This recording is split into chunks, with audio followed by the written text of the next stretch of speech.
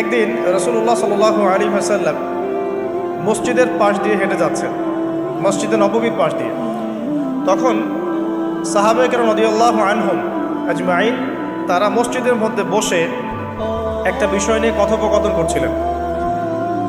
তো নবী সাল্লাল্লাহু আলাইহি ওয়াসাল্লাম জিজ্ঞাসা করলেন যে তোমরা কি নিয়ে কথা বলছো, তোমরা কি নিয়ে কথোপকথন করছো? তখন সাহাবায়ে কেরাম রাদিয়াল্লাহু আনহুম তারা বলছেন যে আমরা কিয়ামতের আলামতগুলো নিয়ে কথা বলছিলাম। কি নিয়ে কথা বলছেন? কিয়ামতের আলামতগুলো নিয়ে সাহাবীরা কথা বলছেন। সাহাবীদের কিয়ামতের আলামত নিয়ে কথা বলার কি দরকার ছিল? তাদের সময় তো আর কিয়ামত হবে না। দরকার ছিল কি? সচেতনতা। তারা ফিতনায় নিজেরা যেন না পড়ে যান এই জন্য সতর্ক থাকতে চাইতেন। এই কারণেই ফিতনাময় পরিবেশ নিয়ে আলোচনা করতেন। তো নবী সাল্লাল্লাহু আলাইহি ওয়াসাল্লাম তখন বললেন, দেখো, যতদিন পর্যন্ত 10টা আলামত প্রকাশ হচ্ছে না ততদিন পর্যন্ত কিয়ামত হবে না। কয়টা আলামত? 10টা। নবী সাল্লাল্লাহু আলাইহি ওয়াসাল্লাম প্রথমে বললেন 1 নাম্বার হচ্ছে মাসিহুদ দাজ্জাল। কি নাম? মাসিহুদ দাজ্জাল। 2 নাম্বার হচ্ছে ইয়াজুজ এবং মাজুজ। এর আদম সন্তান পৃথিবীতে বের হবে এবং পুরো পৃথিবীটা ম্যাসাকার করে ছেড়ে দিবে। আর মাসিহুদ দাজ্জাল সেও বের হবে শেষ জামানায়, যে ইহুদিদেরকে নিয়ে পুরো বিশ্ব শাসন করবে, বিশ্বের প্রতিটা ডিপার্টমেন্ট সে রুল করবে। এবং দাজ্জালের চেয়ে ভয়ঙ্কর কোনো ফিতনা এই পৃথিবীতে আসে নাই, আসবেও না। প্রত্যেক নবী তার কওমকে দাজ্জাল সম্পর্কে সতর্ক করেছিলেন। এমনকি নূহ আলাইহিস সালাম পর্যন্ত তার উম্মতকে দাজ্জালের ফিতনা সম্পর্কে সতর্ক করেছিলেন। নবী সাল্লাল্লাহু আলাইহি ওয়াসাল্লাম বলেছেন যে তোমরা যদি সূরা কাহাফ তেলাওয়াত করো, প্রত্যেক জুমার দিন সূরা কাহাফ তেলাওয়াত করো, অথবা সূরা কাহাফের প্রথম 10টা আয়াত শেষ 10টা আয়াত মুখস্থ রাখো, ইনশাআল্লাহ তাআলা মাসিহুদ দাজ্জাল তোমাদের কোনো ক্ষতি করতে পারবে না।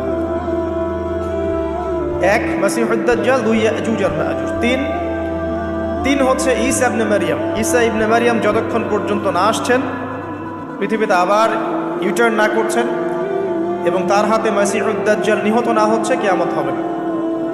4 দাব্বাতুল আরদ, অর্থাৎ পৃথিবীর ভিতরে একটা প্রাণী আছে, মাটি ফেরে এই প্রাণীটা বের হবে কিয়ামতের আগে আগে, এবং এই প্রাণীটা মানুষের সাথে কথাবার্তা বলবে, কথা বলতে পারা প্রাণী। এই যতক্ষণ বের হচ্ছে না কিয়ামত হবে না ইনশাআল্লাহ তাআলা। কটা বললাম? 4টা। 5 হচ্ছে দুখান বা ধোঁয়া। এই পুরো পৃথিবীর আকাশটা একটা নির্দিষ্ট সময় পর্যন্ত ধোঁয়ায় ছেয়ে যাবে এবং হতে পারে, আল্লাহু আলাম, হতে পারে যে সূর্যের আলো পৃথিবীতে পৌঁছাবে না, এমন ধোঁয়া হতে পারে। পুরো পৃথিবীটা ধোঁয়ায় ছেয়ে যাবে, এটা সূরা দুখানের মধ্যেও বলা আছে। এটা 5। 6 নম্বরে নবী সাল্লাল্লাহু আলাইহি ওয়াসাল্লাম বলছেন যে একটা ভূমিকম্প হবে পৃথিবীর পূর্ব দিকে। পৃথিবীর পূর্ব দিক মানে এই যে ভারত, পাকিস্তান, বাংলাদেশ, শ্রীলঙ্কা, ইন্দোনেশিয়া, ঠিক আছে, এই সিঙ্গাপুর, এই যে কন্টিনেন্ট, মালয়েশিয়া, এটা পৃথিবীর পূর্ব দিক। এদিকে একটা ভূমিকম্প হবে। তারপরে 7 পৃথিবীর পশ্চিমে একটা ভূমিকম্প হবে। পশ্চিম মানে বোঝেন না? পশ্চিমা বিশ্ব না, সৌদি আরব, পশ্চিমা বিশ্ব, ব্রিটেন, ফ্রান্স, জার্মানি, তারপরে যে রাশিয়ান কন্টিনেন্ট, হ্যাঁ, ইউক্রেন, এদিকে আপনার আমেরিকা, এই পুরো পশ্চিমা বিশ্ব, এখানে একটা ভূমিকম্প হবে বড়। এবং এগুলো এমন হবে যেগুলোতে ভূমি মাটিতে ধসে যাবে, মাটিতে ডুবে যাবে। ভূমিকম্প না, ভূমিধস।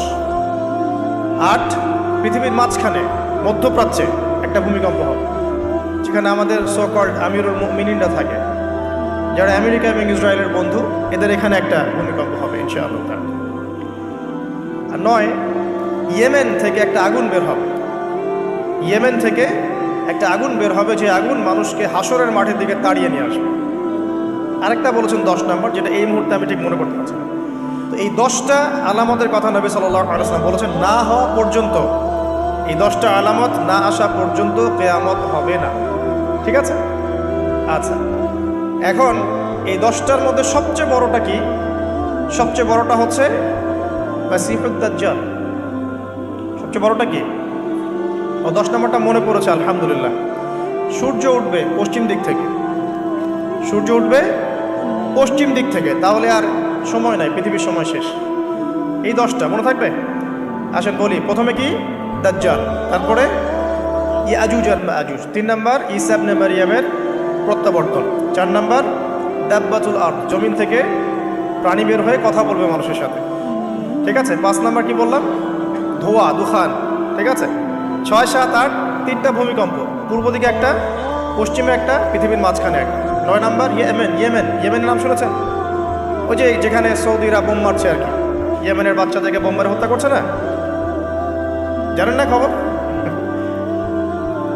তো ওই ইয়েমেনের ছোট ছোট বাচ্চারা শিয়া সুন্নির কি।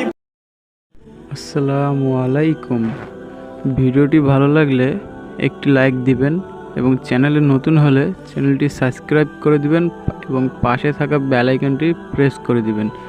ধন্যবাদ।